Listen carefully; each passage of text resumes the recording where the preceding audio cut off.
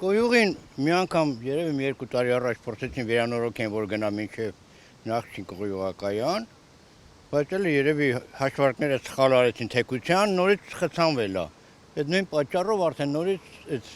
ջրվեժը գալիս է։ Իսկ խմելու ջուր չի կարա կոյուղին էլի, որովհետև դե մերուսները չգիտեն դա այն ջուր է, դրա մեջ իրաց մա կարող է խմելու ջուր է։ Դա ստարարտի կոյուղին է, հա։ Անկախությունից հետո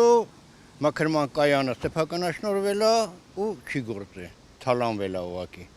Շատ ճիշտ կլի այսօր քաղաքապետարանը կայանա այդ կոյուղի տիրոջից է։